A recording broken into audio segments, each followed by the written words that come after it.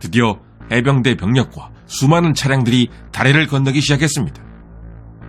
당시 미 해병대 기록에 의하면 조립계를 설치하면서 그 틈새를 메우는데 얼어붙은 중공군의 시신을 자재로 사용했다고 합니다.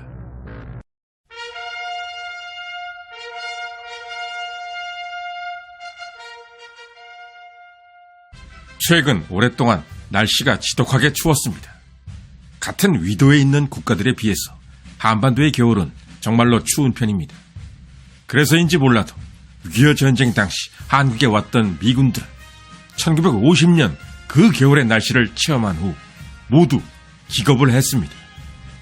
한반도의 겨울이 자신들의 고향에서 체험했던 그 겨울이 아니었기 때문이었습니다. 더구나 한반도의 지붕이라고 불리는 개마고원의 1950년 12월 날씨는 미군의 상상을 초월할 정도였습니다.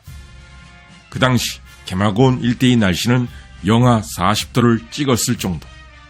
그동안 채널에서는 한국의 운명을 바꾼 미 해병 1사단의 장진호 전투에서의 활약, 그리고 장진호 동편에서 싸웠던 미 육군 7사단에 대한 이야기를 다룬 바 있었습니다. 장진호 전투는 사실상 미군이 이긴 전투였습니다. 미군도 모르는 사이에 중공군이 후방을 다 차단해 버렸기에 어쩔 수 없이 후퇴해야 했지만 중공군이 7개 사단으로 미 해병대 단 1개 사단을 공격했음에도 미 해병대는 중장비와 병력의 건재를 유지한 채 무사히 흥남항으로 철수했기 때문입니다. 자신들을 노리고 있는 중공군의 규모가 무려 10배 이상임을 알게 된 스미스 소장.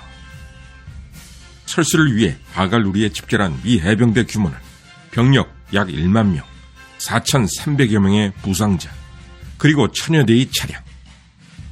이들을 데리고 걸어서 흥남항으로 가는 것은 불가능했습니다. 당시 하갈루리를 밀집 포위하고 있는 중공군의 규모를 본 미 해병대 참전 군인의 회고. 마치 들판 전체가 일어나서 앞으로 걸어오는 것 같았다. 이들이 바로 중공군 구병단이었습니다. 목표는 오로지 미 해병 1사단. 장비를 버리고 병력만이라도 항공 철수하시지요.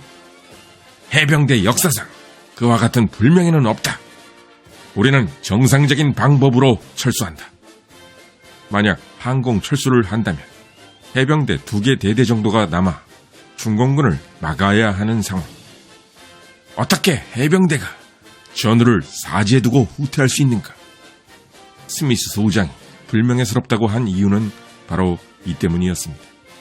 그런데 이 과정에서 우리에게 잘 알려지지 않았던 미 공군의 드라마틱한 활약이 있었습니다.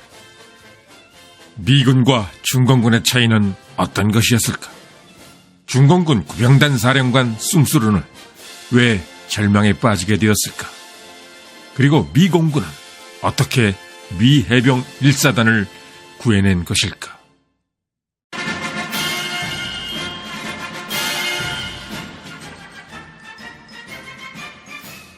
유담리, 하갈우리, 고토리, 10배 이상의 중공군 구병단에 악착 같은 공격을 뿌리치며 미 해병대가 이동했던 경로. 1950년 12월 7일 미 해병대는 한밤중에 피리와 꽹가리 소리를 내며 끊임없이 돌진해오는 중공군과 처절한 전투를 벌이며 간신히 오토리에 도달했습니다. 잠시 시간을 되돌려 1950년 10월 20일로 가보겠습니다. 이날은 중공군이 압록강을 건너 한반도에 들어온 바로 다음 날이었습니다. 바로 이날 마오쩌둥은 숭수른을 호출했습니다. 당시 그는 대만 침공작전 준비 중이었습니다. 숭수른, 미 해군이 대만을 봉쇄했다. 대만 침공은 이제 물 건너갔다. 가까운 조선에 가서 솜씨 좀 발휘해봐라. 미 해병대 녀석들에게 본때를 보여줘라. 숭수른의 별명은 기습의 명수였습니다. 그야말로 그 별명에 딱 맞는 임무가 숭수른에게 주어지는 순간, 숭수른, 이번에도 술 많이 마시게. 마오쩌둥은 왜 출전하는 장군에게 술을 많이 마시라고 했을까? 그것은 이유가 있었습니다. 숭수르는 술을 먹은 상태에서 단 한 번도 패배한 적이 없었습니다. 항일 전쟁에서도 국공 내전에서도 숭수르는 맨정신에 패배한 적은 있어도 취한 상태에서는 무조건 승리했던 전적을 갖고 있었던 것입니다. 그랬던 숭수르는 지금 유담리와 하갈 우리에서 미 해병 1사단을 전멸시키는 데 실패한 상태. 유담리와 하갈 우리에서 미 해병대가 빠져나갔다. 이제 그 치욕을 만회해야 할 마지막 기회가 왔다.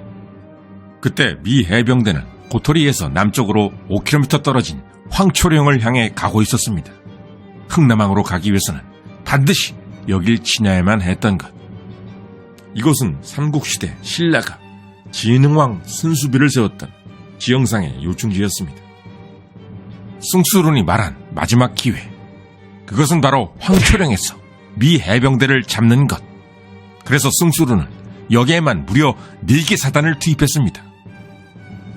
그런데 1950년 12월 6일 미 해병대는 전방에 큰 문제가 발생했음을 알게 되었습니다. 황초령에 있는 계곡에는 일본이 만들어 놓은 장진강 수력 발전소가 있었는데 여기에는 수문교가 걸려 있었습니다. 그런데 그 수문교가 중공군에 의해 이미 파괴되어 있었던 것입니다. 40여 대가 넘는 M46 패튼 전차와 1,400여 대의 각종 차량, 그리고 미 해병대 병력 만여 명, 이들이 모두 건너가기 위해서는 적어도 7m 기대의 다리가 필요했습니다. 만약 다리를 건너지 못한다면 미 해병 1사단은 아무도 살아서 여길 나갈 수 없었습니다. 살기 위해서는 어떻게 해서든지 다리를 복구시켜야 한다. 하지만 미 해병대에게는 다리를 복구시킬 자재가 없었습니다. 계산해보니 M2 조립교 4개가 필요합니다. 그런데 누가 이 험준한 산중에 그 무거운 조립교를 가져다 줄 것인가? 그것은 오로지 미 공군밖에 없었습니다. 그러나 미 공군 수송기가 비행장도 없는 이 험준한 곳에 착륙할 수는 없었기에 조립교와 설치 장비는 모두 낙하산에 매달아 떨어뜨려야만 했습니다. 조립교 무게는 1.3톤, 그리고 조립교 하나의 길이는 5m. 그때까지 그 어떤 군대도 이렇게 무거운 것을 낙하산에 매달아 투하한 적은 없었습니다. 그래서 미 공군은 그 급박한 와중에 조립교를 매달고 투하 연습까지 해봤습니다. 결과는 역시 대실패. 7.3m 낙하산 2개를 사용해 투하했는데 조립교가 그대로 떨어져 박살이 났던 것. 하지만 미 공군은 한가하게 연습을 더하고 있을 시간이 없었습니다. 좀 더 큰 낙하산을 사용하면 될 것 같습니다. 치밀한 계산을 통해 미 공군은 14.6m 캐노피의 G5 낙하산이 있다면 가능하다는 판단을 내렸습니다.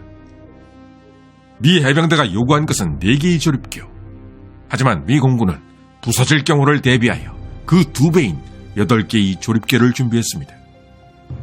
1950년 12월 7일 아침, 마침내 다리를 낙하산으로 투하하는 공중 투하 작전이 시작되었습니다.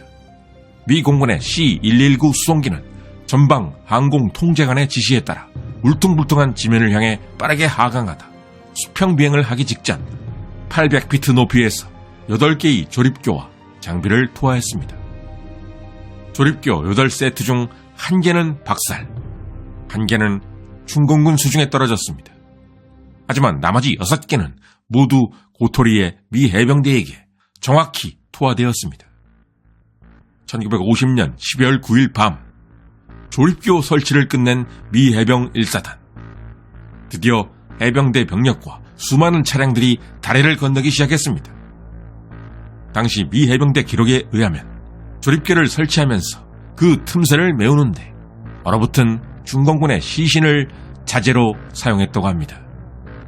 그리고 다리를 건너자마자 다리를 폭파시키는 미 해병대. 이것은 중공군이 이용할 수 있었기 때문이었습니다.